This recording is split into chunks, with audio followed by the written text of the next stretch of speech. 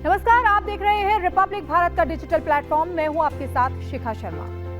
रतन टाटा दुनिया को अलविदा कह चुके हैं। पूरे देश में शोक की लहर है, लेकिन देश के रतन अब हमेशा देशवासियों के दिल में राज करेंगे। और वो इसलिए क्योंकि उन्होंने अपने जीवन में कई कामयाबी हासिल की, लेकिन देश के प्रति अपनी जिम्मेदारी भी निभाई।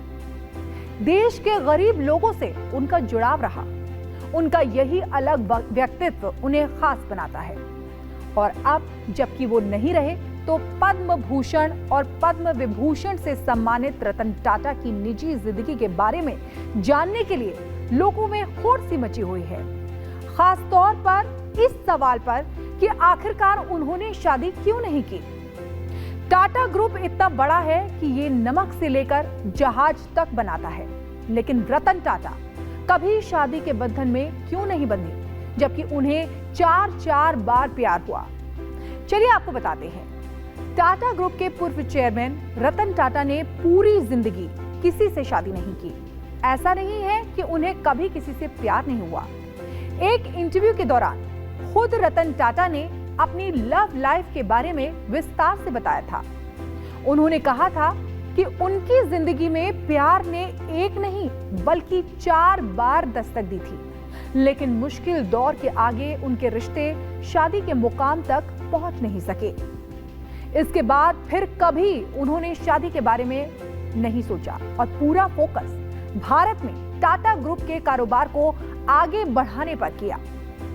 रतन टाटा के पास सब कुछ था, लेकिन उन्हें एक तर्क था जिसका जिक्र उन्होंने अपने मैनेजर शांतनु की स्टार्टअप गुड फेलोज की ओपनिंग के दौरान किया था। उन्होंने कहा था, आप नहीं जानते कि अकेले रहना कैसा होता है। जब तक आप अकेले समय बिताने के लिए मजबूर नहीं होते, तब तक एहसास नहीं होगा। रतन टाटा का जन्म 28 दिसंबर 1937 को सूरत में टाटा ग्रुप के पूर्व चेयरमैन ने अपनी एक अलग पहचान बनाई और बेहतर मुकाम भी हासिल किया। उन्होंने टाटा ग्रुप को नई ऊंचाइयों पर पहुंचाया और यही कारण है कि आज दुनिया में टाटा का डंका है। लेकिन बिजनेस सेक्टर में सबसे सफल उद्यमियों में शामिल रतन टाटा प्यार के मामले में असफल साबित हुए थे। रतन टाटा का निजी जीवन भी उतना ही अनूठा था जितना उनका व्यावसायिक करियर, और उन्होंने कभी भी शादी भी नहीं की। उनका अविवाहित जीवन उनके व्यक्तित्व की सादगी और समर्पण को दर्शाता है। रतन टाटा अपनी जिंदगी के बारे में बहुत ज्यादा बात नहीं करते थे। एक और इंटरव्यू में उन्होंने कहा था कि वो 4 बार शादी करने के करीब पहुंचे, लेकिन हर बार किसी न किसी वजह से पीछे हट गए। लॉस एंजलिस में काम करते समय उन्हें एक लड़की से प्यार हुआ था, लेकिन उनके पारिवारिक कारणों की वजह से उन्हें भारत लौटना पड़ा और ये रिश्ता आगे नहीं बढ़ सका। ये किस्सा काफी दिलचस्प है, आपको डिटेल में समझाते हैं। उनके प्यार का ये किस्सा 1962 के भारत चीन के युद्ध से भी जुड़ा है। इस जंग की वजह से उनकी शादी होते होते रह गई थी। साल 2020 में लोकप्रिय Facebook page humans of Bombay के साथ इंटरव्यू में रतन टाटा ने अमेरिका में जन्मी अपनी प्रेम कहानी के बारे में बताया था। ये 50 के दशक के आखिरी और 60 के दशक के शुरुआती वर्षों के दौरान की बात है। रतन टाटा को अमेरिका के लॉस एंजलिस में एक लड़की से प्यार हुआ और वो शादी की तैयारी कर रहे थे। उन दिनों वो लॉस एंजलिस में थे। उसी समय काम से ब्रेक लेकर उन्होंने कुछ वक्त के लिए भारत लौटने का फैसला किया। इसकी वजह उनकी दादी थी।